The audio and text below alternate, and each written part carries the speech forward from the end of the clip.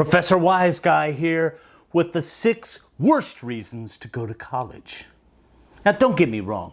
I am not trying to convince you that attending college is a bad idea.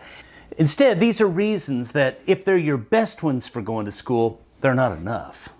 If these are your best reasons to enroll in college, then I'd strongly suggest that you reconsider your choice. These reasons are in no particular order. In fact, the last one just might be the closest thing to an actual good idea. But with all that said, let's dive into the list. Bad reason number 1. It's a family tradition. Yeah, it's a family tradition. Your parents went to college. Your grandparents went to college. All your siblings and cousins and uncles and aunts went to college. Your family has more degrees than a thermometer. How can you think about not taking that plunge yourself?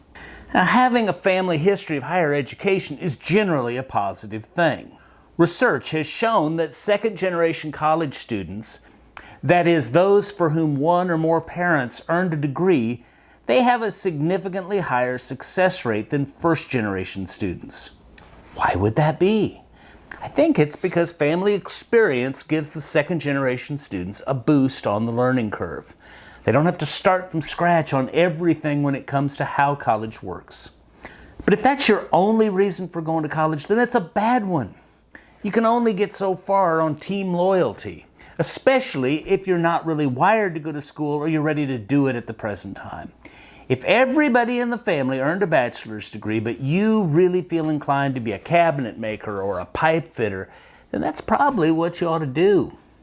Will the family be disappointed?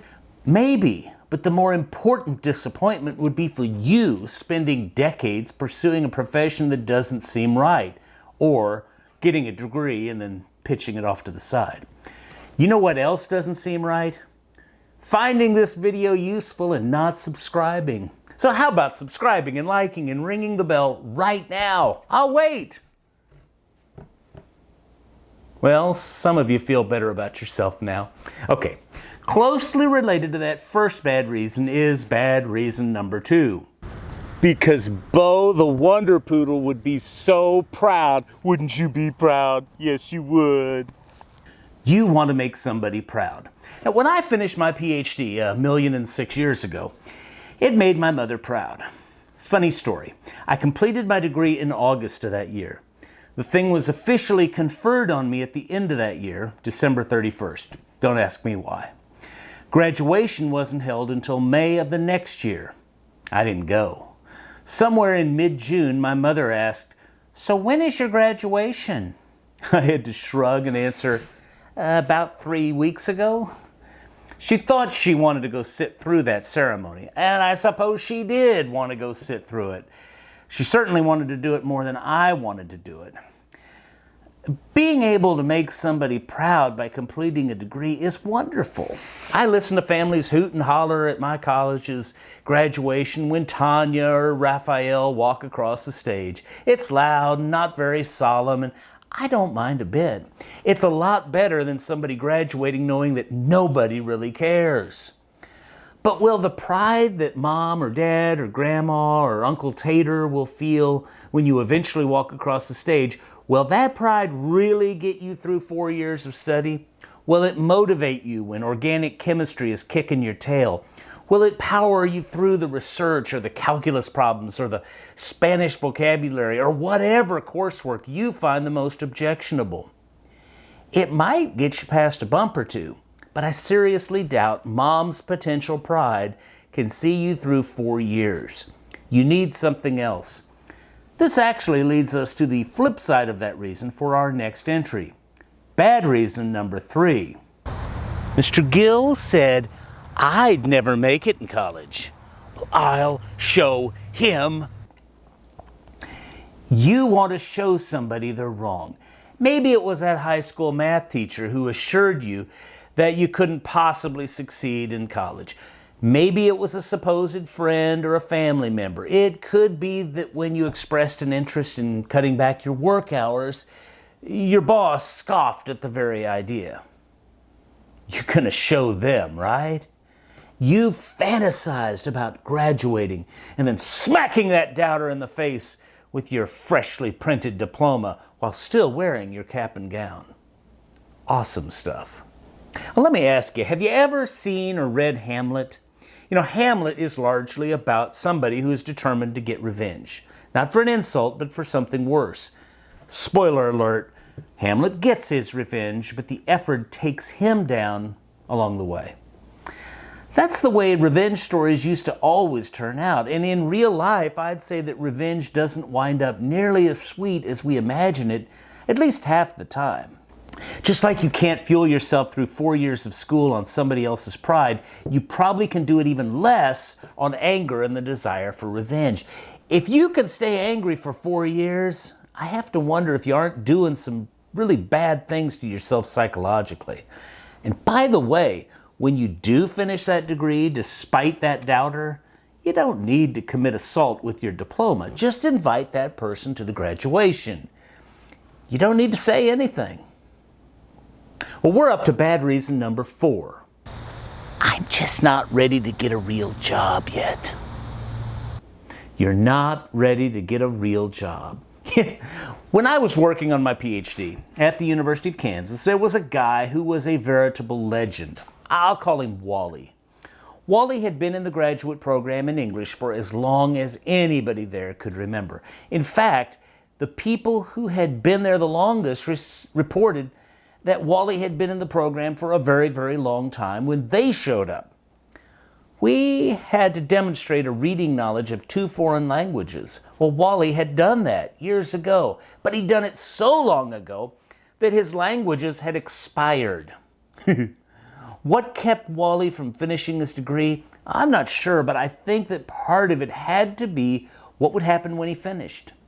He'd have to go out and confront the job market rather than sitting in a shared office on the KU campus and teaching a couple of composition classes every semester, earning a laughable wage. Whether you're a graduate student failing to launch or a recent high school grad who is delaying moving on into adulthood and responsibility, I have the same advice. Grow up and get serious. From the moment you're born, you're on the clock. Each year brings you 1 year closer to the end of the road. Can you really waste a year or 2 or 3 of your life? I hope not. Here's an idea.